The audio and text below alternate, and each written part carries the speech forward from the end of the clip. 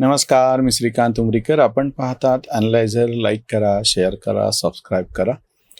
गर्दीचा आजार, शहर बेजार ही मालिका आपण चालवलेली आहे आणि जसं आम्ही वारकरी संप्रदायाच्या बाबतीमध्ये जयंत देशपांडे यांच्याशी चर्चा करतो आणि खूप वेगवेगळे विषय, बऱ्याचदा गैरसोयीचे असलेले विषय पण मोठ्या धाडसानं जयंत देशपांडे मांडतात. त्याच पद्धतीनं नगररचनेच्या बाबतीमधले असे खूप काही विषय अडचणीचे, कोणी विचार नाही केला असे, किंवा ज्यांची उत्तरं कोणाला नको आहेत किंवा ती टाळली जातात किंवा दुर्लक्ष केलं जातं, अशा कितीतरी गोष्टी आपण ह्या मालिकेतून म्हणजे एक साचेबद्ध काहीतरी नगररचनेच्या संदर्भातली कृत्रिम अशी माहिती रोबोसारखी कोणीतरी बोलावी असं न येता जिवंतपणे जे सगळे आजूबाजूचे प्रश्न आहेत ते सगळे. म्हणून त्यासाठी मी सुरुवातीला शौनक तुला परत एकदा धन्यवाद यासाठी देतो की एक जरा वेगळा विषय आहे, म्हणजे हा विषयाकडे वेगळ्या दृष्टीनं पाहायचा आहे, वेगळा विषय असा. आज मला जो प्रश्न उपस्थित करायचा आहे असाच थोडासा बऱ्याच जणांना गैरसोयीचा वाटणारा आहे. 22 शहरांमध्ये मेट्रो सुरू झालेल्या आहेत आणि त्याच्यामधल्या फक्त काही शहरांमध्येच त्या पूर्ण क्षमतेने चालवल्या जातात आणि बाकीच्या ठिकाणी तो पांढरा हत्ती ठरतो आहे सध्याच्या परिस्थितीमध्ये. त्यामुळे मला सुरुवातच अशी करायची की सगळ्यात पहिले म्हणजे ह्या ज्या 22 शहरांमध्ये मेट्रो सुरू झालेल्या आहेत, कितपत गरज होती, कशामुळे झाल्या आणि त्यांचा जो काही हे जे सगळं सांगतायत त्याची कारणं काय आहे. भले आधी काही नियोजन केलं, त्याच्यात चुका झाल्या म्हणा, किंवा बरोबर नव्हतं, किंवा राजकीय ह्याने झाला, हा तो एक भाग असतोच, गरज नसतानाही झाली. पण ह्याच्यातले नेमकं असं काय घडलं की जेणेकरून काही ठिकाणी त्या मेट्रोचा वापर पूर्ण क्षमतेने केला जात नाही. नमस्कार. ह्याचा खोलातून विचार करायचा तर आपल्याला अगदी 2002-03 पर्यंत जावं लागेल.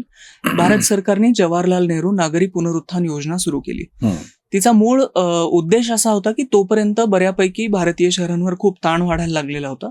शिवाय सुवर्ण चतुष्कोन असणारी 4 महानगरं ही ह्या सगळ्या ताणाचा केंद्रबिंदू झालेली होती. अगदी भारतीय रेल्वे, अगदी आज सुद्धा, त्यावेळेला तर जास्तच होतं, आज सुद्धा भारतीय रेल्वे ह्या सुवर्ण चतुष्कोनच्या 4 मार्गांवर स्वतःची 60% पॅसेंजर आणि फ्रेट ट्रॅफिक हँडल करते. म्हणजे उरलेल्या बाकी देशामध्ये जितके रूळ आहेत त्याच्यावर फक्त 40% लोड आहे आणि फक्त मुंबई, दिल्ली, कलकत्ता आणि चेन्नई ह्या 4 महानगरांच्या मधल्या रेल्वे रुळांवर 60% इतका लोड आहे. तर अशा सगळ्या परिस्थितीमध्ये ह्याला काहीतरी उत्तर द्यावं म्हणून एक नागरी पुनरुत्थान योजना सुरू करण्यात आली. तिचा उद्देश असा होता की नेमक्या ह्या शहरांच्या काय समस्या आहेत आणि त्या कशा काय सॉल्व्ह होत नाहीयेत, तर हे सगळं आता एका देश पातळीवर एकत्र करून आपण काहीतरी बघू म्हणून ती चालू होती. एका टप्प्यापर्यंत जवाहरलाल नेहरू नागरी पुनरुत्थान योजनेने बऱ्याचशा शहरांना सिटी बसेस दिल्या. आपल्याकडे नांदेड सारख्या शहरामध्ये जेव्हा 300 साल गुरुदिनाल म्हणत गुरुद्वाराचा 300 वर्ष पूर्ण झाल्याचा सोहळा साजरा होत होता, त्यावेळेला गुरुतागद्दी सोहळा, माफ करा त्याचं नाव लक्षात येत नव्हतं, त्या सोहळ्यासाठी अगदी सायकल ट्रॅक्स किंवा हातगाड्यांसाठी वेगळे मार्ग, पायी चालण्यासाठी वेगळे मार्ग, अशी त्या काळासाठी तर अगदीच नवखी असणारी गोष्ट जी तेव्हा मुंबई पुण्यातही फारशी दिसायची नाही, ते सगळं इन्फ्रास्ट्रक्चर नांदेडमध्ये सगळ्यात आधी उभं केलं गेलं. आता मुद्दा हा होत होता की हे सगळं केलं जात होतं पण याला एक सेंट्रलाइज असं काही नाव दिलं जात नव्हतं किंवा त्याच्यासाठी अशी काही कमिटी नव्हती की हे केलं जातं, याचे आफ्टर इफेक्ट्स काय येत आहेत, त्याचे काही डॉक्युमेंटेशन, त्याचे काही म्हणजे त्याचं काही आउटपुट, हे सगळं मोजण्यासाठी कुठलीही यंत्रणा त्या याच्यात अस्तित्वात नव्हती. आणि मग असं झालं की त्याला नाव बदललं गेलं, त्याला स्मार्ट सिटी योजना म्हणलं गेलं आणि मग 2015-16 मध्ये स्मार्ट सिटी म्हणून हे चालू झालं. 100 स्मार्ट शहरं करूया वगैरे. पुन्हा एकदा स्मार्ट सिटीवर आपण याआधी एपिसोड केले आहेतच, तेही तुम्ही जाऊन बघू शकता. पण घडलं असं की मग आता नेमकं किती शहरांवर काम करायचं, 100, आणि मग ती 100 ठरवायची कशी. तर असं ठरलं की नॉर्थ ईस्ट मधले जे राज्य आहेत त्यातलं एक शहर घ्यावं, छोट्या राज्यांमधलं, आणि मोठ्या राज्यांमध्ये 4-4 शहरं घ्यावीत. आता त्यात प्रॉब्लेम हा आहे की महाराष्ट्र म्हणा, एखादं तामिळनाडू म्हणा, ही खूप जास्त अर्बनाइज्ड राज्य आहेत.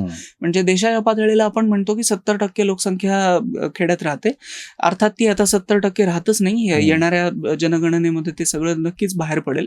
पण महाराष्ट्रासारख्या ठिकाणी तर ते प्रमाण 50-50 पर्यंत जाऊन पोहोचलेलं आहे. आणि मग अशा ठिकाणी जास्त शहरं मिळायला हवी होती, ते घडलं नाही. शिवाय मुंबई आणि परिसर हा 14-15 शहरांचा मिळून आहे सरकारी भाषेमध्ये. त्यामुळे मग 100 स्मार्ट सिटीमध्ये एक स्मार्ट सिटी ठाणे ठरतं. दुसरं नाशिक ठरतं, तिसरं पुणे आणि नागपूर झालं की मग ते संपून जातं. त्याच्या दुसऱ्या फेरीत मग छत्रपती संभाजीनगरला काम मिळतं.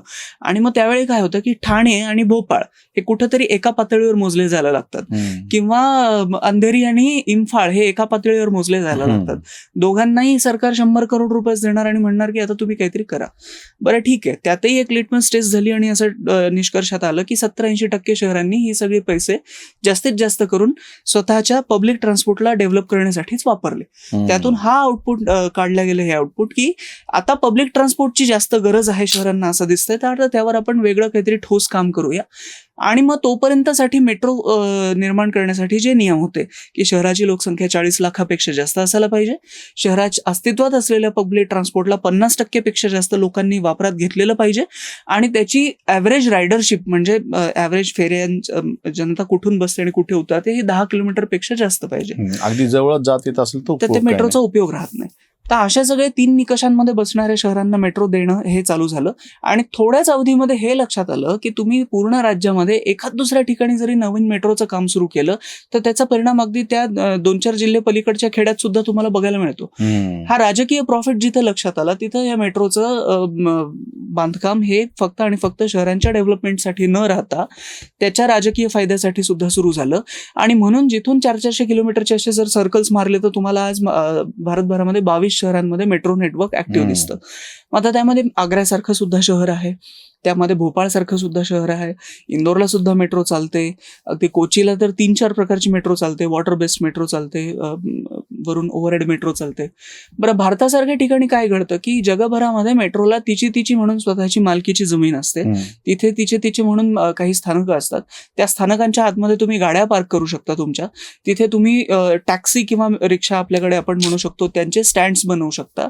शिवाय तुम्ही एक सेपरेट बस स्थानक बनवू शकता की मेट्रोतून उतरल्यानंतर त्या बसमध्ये बसा आणि बाहेर जा. मुंबईसारख्या ठिकाणी जिथे हे कल्चरच आहे की रस्त्याच्या बाजूला छोटंसं बसस्थानक असतं आणि ते खूप चांगल्या पद्धतीने काम करतं, तिथं हे अलगद होऊन गेलं. पण मुंबई सोडता अगदी दिल्लीमध्ये सुद्धा मेट्रोची रायडरशिप आज 45% आलेली आहे. 320 किलोमीटरचं मेट्रो स्ट्रक्चर तिथे काम करतं. 320 किलोमीटरचं मेट्रो असणं हे जगात भूषणावह असणारं मेट्रो स्ट्रक्चर दिल्लीचं. इतकं मोठं मेट्रो नेटवर्क अक्षरशः कुठेच नाही.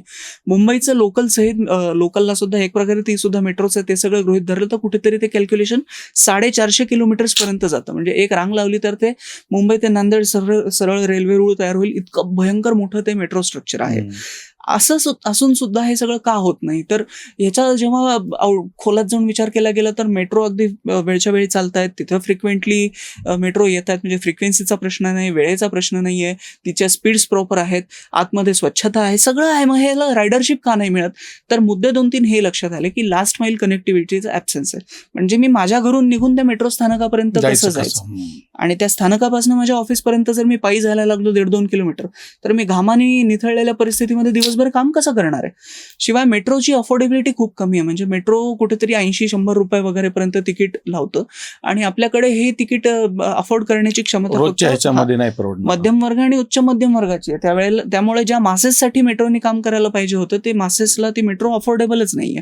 त्यावेळेला तो म्हणतो की मी इतके पैसे भरण्यापेक्षा आणि एवढा वेळ लागणारच आहे एनी हाऊ मला, तर मी सरळ बस घेईन आणि ती बस मला 2 तासांनी का होईना पोहोचवेल, माझा थोडा जास्त वेळ जाईल पण पैसे तरी वाचतील. ही एक परिस्थिती. आणि तिसरा शेवटचा मुद्दा ह्यातला हा असा झाला की एखादं मेट्रोचं स्थानक ज्या वेळेला आपण निर्माण करतो त्याला ट्रान्झिट ओरिएंटेड डेव्हलपमेंट हा शब्द आम्ही वापरतो, टीओडी मध्ये काय होतं की त्या स्थानकाच्या 1 किलोमीटर परिसरामध्ये खूप मागणी प्रचंड प्रमाणात वाढायला लागते. मग त्या परिसरामध्ये FSI वाढवून दिले जातात आणि जास्त उंच इमारतींना परवानगी दिल्या जाते. आता ह्याच्यावर सरकार स्वतः कमाई करतं की स्टॅम्प पेपर असतील, FSI चे प्रीमियम विकणं असेल किंवा TDR विकणं असेल, पण या कमाईतला कुठलाच हिस्सा मेट्रोला मिळत नाही. म्हणजे जिच्यामुळं हे सगळं घडलं तिला हे मिळत नाही. आणि मग नवीन मार्गिकांचं जाळं विणल्याशिवाय, जास्त त्याची लांबी वाढवल्याशिवाय ह्याची रायडरशिप वाढतही नाही. तर अशा कुठल्या तरी गुंत्यामध्ये मेट्रो स्ट्रक्चर्स अडकलेत.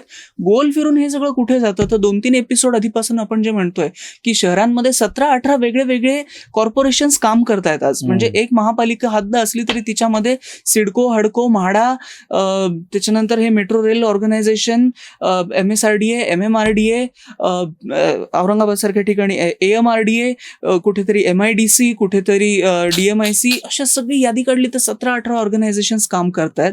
त्यांच्या नियमांमध्ये एकमेकांमध्ये पायपोस नाही आणि प्रत्येकाला वेगळं इन्कम काढावं लागतंय. ते स्वतः कुठेतरी जमवावं लागतं आणि मग ते प्रॉफिटेबल ठरतात.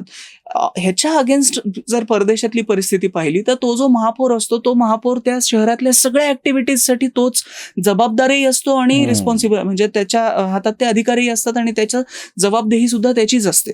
तर आपल्याकडे म्हणजे अगदी पोलीस व्यवस्थेपासनं, हेल्थ इन्फ्रास्ट्रक्चर पासून, तुमच्या आरोग्य, तुमच्या एज्युकेशन पासून ते पब्लिक ट्रान्झिट, ह्या सगळ्या व्यवस्था जर एकाच संस्थेच्या एकाच छत्रीखाली दिल्या, त्याचं इन्कमही त्यांनाच मिळेल, एक्सपेन्सेसही तेच ठरवतील, तर कमीत कमी त्या शोभेची बाहुली असणाऱ्या पदाला काहीतरी एक ताकद तरी दिल्यासारखं होईल आणि ह्यातून कदाचित हे सगळे प्रश्न सुटण्याकडे जाऊ शकतात.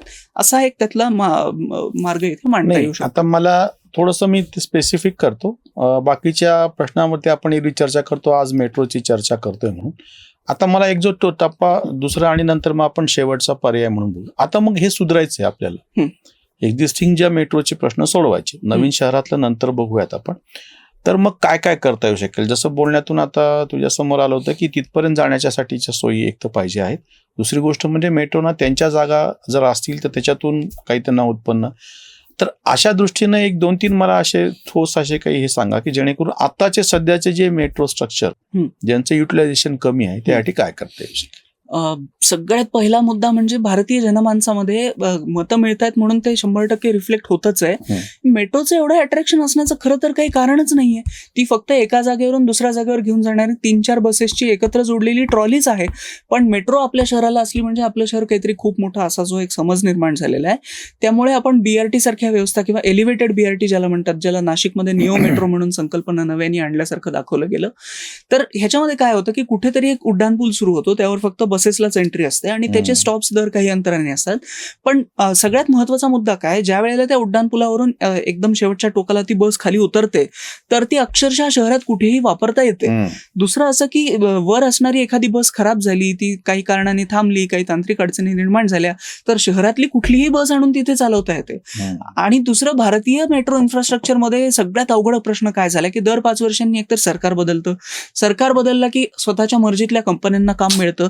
मेट्रोमध्ये काम करू शकणाऱ्या ज्या काही 5-6 अग्रगण्य कंपन्या आहेत, बंबार्डियर एक आहे, अल्स्टोम एक आहे, कोकण रेल्वे कॉर्पोरेशन एक आहे आणि दिल्ली मेट्रो स्वतः एक कंपनीच आहे एस्टॅब्लिश. ह्या ज्या 4-5 कंपन्या काम करू शकतात, यांची जी तांत्रिक होल्ड आहे हा वेगळ्या वेगळ्या प्रकारच्या मेट्रो सिस्टम्सवर आहे.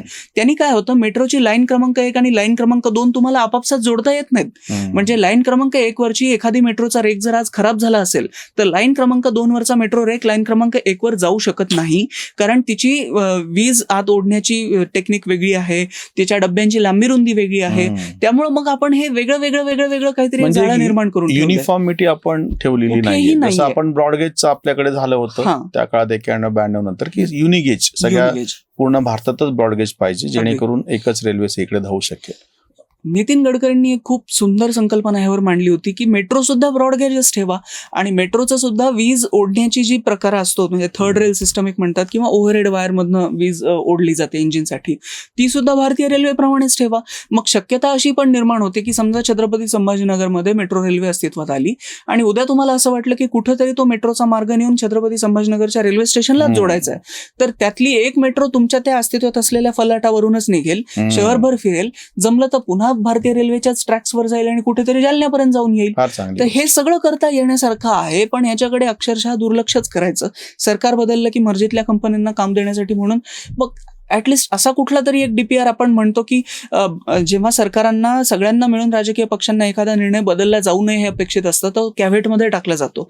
असं काहीतरी कॅव्हेट मग शहरांच्या नियोजनासाठी का नाही केलं जात की जिथे एखादं मेट्रोची सिस्टम आपण डिझाईन केली आणि ही या शहरासाठी आता हे फॉर्म्युला ठरला, या थर्ड रेल मधूनच वीज घेतल्या जाईल, इतकीच तिची लांबी रुंदी राहील, मग तीच इथून पुढे कुणीही सरकार आलं तरी कंटिन्यू करावं लागेल या शहरासाठी. हा एक मुद्दा. किंवा मग दुसरा सरळ मुद्दा की अस्तित्वात असलेल्या मेट्रोला जर आता पुढे वाढवायचं असेल तर तिला आपल्याला खालच्या बस सिस्टमला इंटिग्रेट करून फीडर लाईन्स निर्माण कराव्या लागतील. मेट्रो ज्या वेळेला खाली येते तिथून पुढच्या 1.5 मिनिटामध्ये मेट्रो मधला प्रवासी उतरून खाली उतरतो, तिथपासनं तो बसमध्ये चढेपर्यंत दुसऱ्या मिनिटाला तिथे बस यायला पाहिजे आणि ती ठराविक रूटवर पुढे जायला पाहिजे. पण आपल्या बस चालवणाऱ्या संस्था आणि मेट्रो चालवणाऱ्या संस्था वेगवेगळ्या असल्यामुळे त्या स्वतःचा फायदा तोट्याचं बघत नाहीत.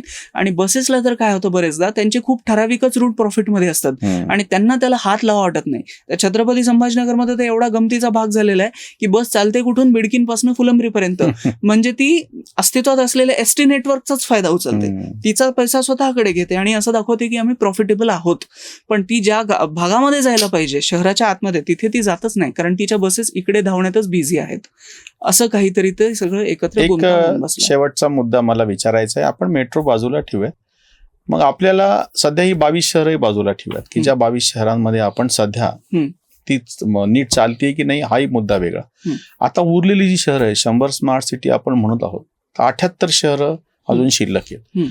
मग मला आता असा एक वेगळा प्रश्न विचारायचा आहे की सगळ्या मेट्रोच्या समस्यांचा थोडा वेळ बाजूला ठेवून आपल्याला आता पर्यायी अशी कुठल्या गोष्टी आहेत की आता उरलेल्या शहरांसाठी आपल्याला आहे त्या स्थितीमध्ये चालू करता येऊ शकतील किंवा जे चालू आहे त्याच्यामध्ये सुधारणा करता येऊ शकते. काही डेअरिंग पॉलिसी निर्णय घ्यावे लागतील, ज्यातला सगळ्यात पहिला मुद्दा म्हणजे काहीच न करता जर बदलायचं असेल तर एकतर केजरीवालांनी जसा ऑड इव्हनचा फॉर्म्युला वापरला होता, म्हणजे 4 चाकी वाहनं अर्धीच रस्त्यावर येतील, तसं काहीतरी करता येईल. दुसरा मुद्दा हा करता येईल की जिथे खूप हाय डेन्सिटी लोकसंख्या राहते आणि रस्त्यांची रुंदी खूप कमी आहे, अशा ठिकाणी कारला किंवा 4 चाकी वाहनांना बंदी करून फक्त दुचाकी जातील अशी काही व्यवस्था जर निर्माण करता आली तर त्यामध्ये आपल्याला जास्तीत जास्त पेनिट्रेशन मिळू शकतं. दुचाकी आणि बस, सिटी बस, ह्या दोनच व्यवस्था तिथपर्यंत पोहोचतील. तिसरा मुद्दा आपल्याला हे करता येईल की काही रस्ते हे पूर्णपणे आपल्या बससाठी राखीव असतील, तिथे दुसरे कुठलेही वाहन चालणार नाहीत किंवा काही लेन्स राखीव करून हे करता येतं. पण त्यासाठी थोडंसं तरी इन्फ्रास्ट्रक्चर डेव्हलप करावं लागतं, ऍटलिस्ट तितकं तरी आपल्याला करावं लागेल. BRT भारतीय बेशिस्त जनमानसाने पूर्णपणे कचऱ्याच्या पेटीत टाकलेली एक व्यवस्था नाही, तर ती जगभरात खूप स्वस्तात आणि खूप चांगल्या पद्धतीने काम करते. एलिव्हेटेड BRT अशी एक व्यवस्था निर्माण करता येईल की जेणेकरून हे बेशिस्तीचाही फटका तिला बसणार नाही, एक उड्डाणपूल तयार राहतो आणि खूपच ती चांगल्या पद्धतीने चालायला लागली तर वरच्या डांबराचा रस्ता काढून तिथे रूळ टाकून मेट्रो कधीही चालवताच येते. त्यामुळे तो एक सोपा मार्ग आहे. नाही तर अगदी सोपी व्यवस्था अशी काहीतरी निर्माण करता येते की BRT सारखी एक लेन निर्माण करायची जिच्यामधून तुमचे अस्तित्वात असलेले ॲपे रिक्षात चालवा ना, बाकी सगळं कशाला काय करायचं. त्यांना स्टेशन क्रमांक अ पासून स्टेशन क्रमांक ब पर्यंत जाण्यासाठी 5 रुपये हा जर दर ठरवून दिला तर सरळ बाहेर तिकीट काढून आतमध्ये सोडता येईल आणि एक सेपरेट लेन जिला दोन्ही साईडनी डिव्हायडर्स आहेत ते आतमध्ये फक्त ते रिक्षात चालतील. म्हणजे जे तुम्हाला ट्रॅफिकला कंजेशन निर्माण करतात त्यांनाच जर तुम्ही वळण घालून दिलं तर ते कितीही रिक्षा एका दिशेने इकडे जातील इकडे येतील, असं काहीतरी चोराच्या हातामध्ये किल्ल्या असं काहीतरी ते निर्माण करता येईल. धन्यवाद. मेट्रोची खूप वेगळ्या दृष्टीने चर्चा अशी कोणी फारशी करत नाहीये आणि जसं पॉलिटिकली आमच्या गावात पण मेट्रो आहे असं म्हणल्यासारखं आमच्याकडं पण गाडी आहे, ती गाव छोटं त्याच्यामध्ये रस्ते छोटे, पण माझ्याकडं कार आहे म्हणायचं आणि ती कार बाहेरच काढणं मुश्किल आहे, गॅरेजमध्येच लावून ठेवली अशी परिस्थिती जी व्हावी ती आवर्जून. पण त्याच्या मुळाची जी एक गोष्ट आहे की आपलं मानस बदललं पाहिजे, आपण त्या दृष्टीनं प्रयत्न केले पाहिजे, ते फारसं होताना दिसत नाही. ज्या ज्या ठिकाणी रेल्वे आहे त्या रेल्वेला मेट्रो आहे त्या मेट्रोला कनेक्टिव्हिटी देण्यासाठी आपण सगळ्यांनी मिळून प्रयत्न केला पाहिजे. ज्या ठिकाणी आत्ता सध्या मेट्रो नाही आहेत अशी जी जवळपास 75-78 महानगरं आहेत 100 स्मार्ट सिटीमधली, त्या ठिकाणी बाकीचे जे पर्याय आहेत त्याचा गांभीर्याने विचार केला पाहिजे. आणि हे सगळं करत असताना आपलं शहर, त्याचं सौंदर्य, पर्यावरण, सामाजिक आरोग्य ज्याला म्हणतो, ह्या सगळ्या गोष्टींवरती आपल्याला विचार हा करावाच लागतो, ते पायाशी ठेवावंच लागतं. इथेच थांबूया. धन्यवाद. तुमच्या काही ह्या विषयावरच्या शंका असतील तर जरूर विचारा, आम्हाला जरूर कळवा. खाली तर कॉमेंट तुम्ही चांगल्या पद्धतीनं देतच आहात. इथेच थांबूया. धन्यवाद. स्वधर्म जागृतीचा विधायक बुरुज Analyzer News.